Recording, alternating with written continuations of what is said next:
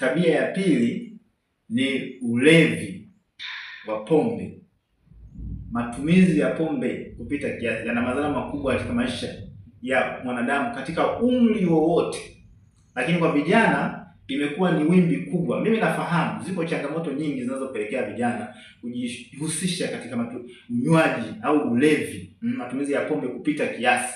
Ni kwa sababu ya changamoto za kimaisha, kushindwa kufanikisha mambo wanayotaka kuyafanya, stress za kimahusiano, za kifamilia, kazi, kukosa kazi. Ni mambo kama hayo mengi yanaweza kumshinikiza mtu kuwa mlevi au kujaribu kutumia pombe kama sehemu ya kuburudisha akili na kutuliza mawazo. Lakini sasa unahitaji kuhakikisha kwamba unaepuka ulevi wa pombe, kwa sababu yapo madhara mengi ambayo yamepelekea watu hata kufa kwa sababu ya matumizi ya pombe. Lakini ziko fedheha nyingi. Kama kijana, utu wako unaweza kuvunjwa kwa sababu ya matumizi ya pombe. Na katika kitabu cha Misali sura ya 23 mstari wa 31 mpaka wa 33 tunaweza tukasoma pamoja.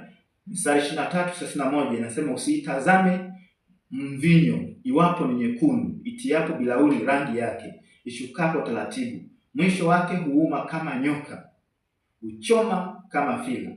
Macho yako yataona mambo mageni, na moyo wako utatoa yaliyopotoka. Sasa unaona katika kitabu hiki cha Mithali inaeleza kwamba pombe katika hali ya kawaida inavutia kwa vijana. Itaonekana katika rangi nzuri ikiwa kwenye glasi.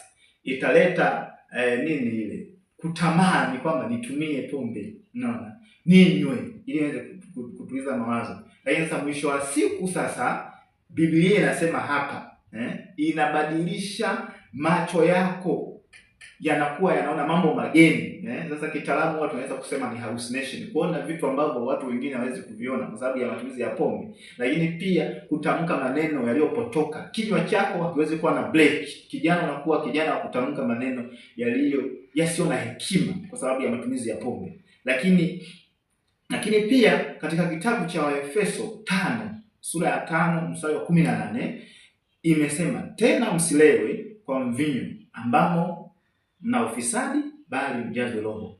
Kwa hiyo katika kipengele hichi cha ulevi ambacho kimekumba vijana wengi, tumeona katika mistari hii madhara ambayo yanatokea kwa sababu ya ulevi, na haya madhara yanapelekea mtu kukosa hekima, hasa kijana, na hivyo kijana inaweza kupelekea wewe ukaishi maisha